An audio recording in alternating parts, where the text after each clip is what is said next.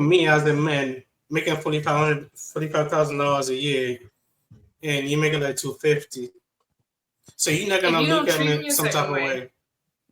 No. So you say that if I'm cheating on you and all that, you would say something. Again, treatment. So if you're cheating on me, I don't care about anything else. I care about the disrespect. So let's say I'm disrespecting you, right? You would say something. Of course. As anyone like who respects themselves. So you would be like, this broke ass dude is not even making enough money. Now look at what you're doing. Right? Who cares about your money? You're cheating on me with other women. That's what I care about. So now you were talking about being disrespected about the money situation, but now we're bringing other people into the relationship. Like, I'm already validating you. Like, what do you need another woman for? So what I'm saying is, like, let's just say that I'm doing something that is going to make you unhappy, right? You would eventually, you're going to say something about the money that I'm making, right? I don't think that'll be the first thing I talk about if you're making me upset. But you will say, right? You will say something. No, I will not say something about it. The money will not be the first thing on the list. So even, I do you wrong and, talk bad, say any, you name it, any nasty, call you names. If you're, listen. If you're a piece of shit as a boyfriend, that's what I'm upset about. I don't care about your money. The money may be the cherry on the top. But if you're treating me like shit, that's what I'm most concerned about. Why are you treating me like shit? That's what the arguments will be based on. The shitty behaviors. You're good. I just... No, you got me though, because it was the trap. I thought you were gonna be like, I thought you were gonna be like, well, if he started disrespecting me, I'm gonna say something. I thought that's what you were about to say, but it's a good answer. Yeah. I feel like it's a principled situation. I'm a very principled woman. I feel like it doesn't matter about the money. The money may come into the picture at some point in the conversation. But if there is something I'm upset with you about, it's most likely built on something that was a principled matter, and that's what I want to talk about. So deep down, you're not gonna say anything. Truthfully, if that's not a part of the conversation, if it has nothing to do with finances, I'm not just gonna randomly throw that in there. That's just not something I would do personally. No. So what would you do, Liz? If I'm calling you names and do you want to go out there and come home midnight, 1 a.m.? There is no amount of money that will make me stay if you can't respect me as a person. Because when you start disrespecting me, calling me names, coming home late, you have no regard for me. So in my mind, I'm going to look at it like, so why are you even here?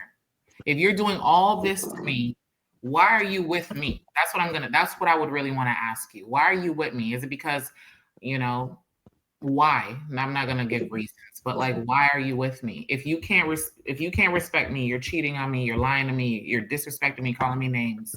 Worse off if there's children involved and they're witnessing all of this.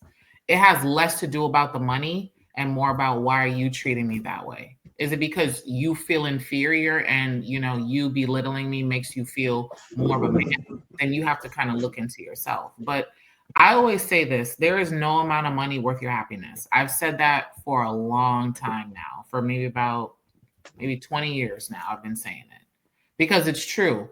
Look at all these famous musicians and artists out there right now. They're over here shooting up dope, snorting cocaine. Why? To get a high that's temporary, and they have all this money in the world. They have women who would jump off of a cliff at just the sight of them, pay thousands of dollars to go see them perform, and yet they're over here snorting coke and doing drugs in a bathroom somewhere backstage at some hotel down the road from where they're performing at, because they're not happy. So it's like, and they have millions of dollars, grand houses, and look, they still can't be faithful. So it's like, if you can't treat me with respect and you're making money, then why are you with me? That's what I would always say. Like, it's better off you just leave at that point. Because once the respect is out of the window, just like how you guys want respect, women want respect too. We want to feel appreciated like you guys want to feel appreciated. We do, but men value the respect more than women care about love.